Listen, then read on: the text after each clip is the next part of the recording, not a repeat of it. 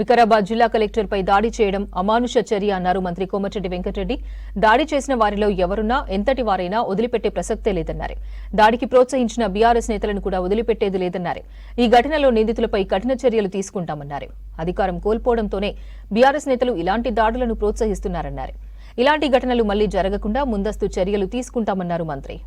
Party నాయకులు ఎంత బరి తెగించిందంటే సాక్షాత్తు జిల్లా మెజిస్ట్రేటు కలెక్టర్ అయిన ఒక ఐఏఎస్ ఆఫీసర్పై ప్లాన్ ప్రకారం ఒక నెల రోజులకెళ్ళి అక్కడ టీఆర్ఎస్ వ్యక్తి లీడరు గతంలో పలు రౌడీ షీటర్గా రేప్ కేసు ఉన్న సురేష్ అని అతను పెట్టుకొని మొత్తం అటాక్ ప్లాన్ ప్రకారం కలెక్టర్ గారిని పిలిపించి మీరు వచ్చి కన్విన్స్ చేయండి చెప్తే వింటారని చెప్పి ప్లాన్ ప్రకారం పిలిపించి కలెక్టర్పై దాడి చేయడం ఎంత అమానుషం అంటే మన తెలంగాణ ఆంధ్రప్రదేశ్ కాదు భారతదేశంలో మొట్టమొదటిసారి సంఘటన.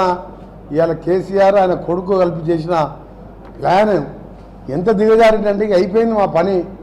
ఫ్రస్ట్రేషన్లో ఒకవైపు F1 కేసులు, ఒకవైపు ఎలక్ట్రిసిటీ కమిషన్ రిపోర్ట్ ఇచ్చింది, ఎంక్వైరీ కమిషన్. దాంట్లో కేసీఆర్ నోటీసులు ఇస్తే ఆయన హైకోర్టు పోయి స్టే చేసుకున్నాం. ఒకవైపు కాళేశ్వరం కూడా రిపోర్ట్ సబ్మిట్ చేసింది.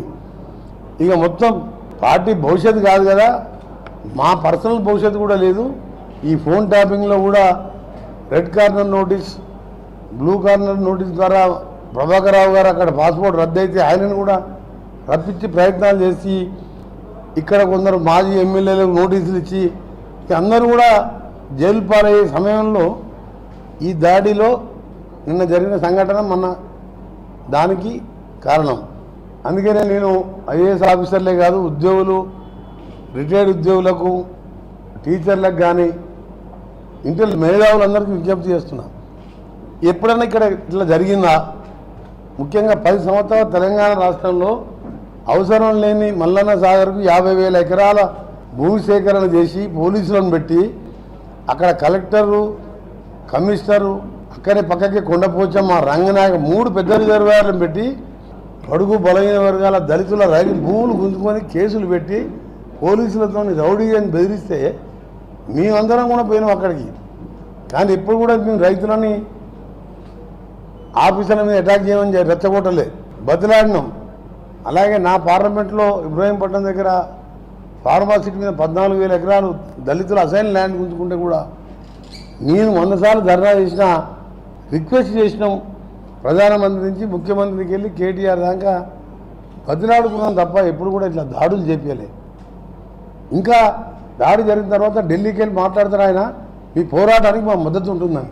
ఇంకా మీరు ఆలోచించండి తెలంగాణ ప్రజలారా, ఈయన అమెరికాలో చదువుకొని వచ్చిన వ్యక్తి సాక్షాత్ ఒక ఐఏఎస్ ఆఫీసరు జిల్లా మెజిస్ట్రేట్ మీదనే ఈ విధంగా చేస్తే మీరు కొండపోచమ్మ అన్ని పల్లన్న సాగరు కమిషన్ల కోసం పోలీసులను పెట్టి దౌర్జన్యంగా 78,000 ఎకరాలు గుంజుకొని ఆ రోజు మీరు రెచ్చగొడితే మీరు అక్కడ ప్రాజెక్టు కట్టేవాళ్ళ?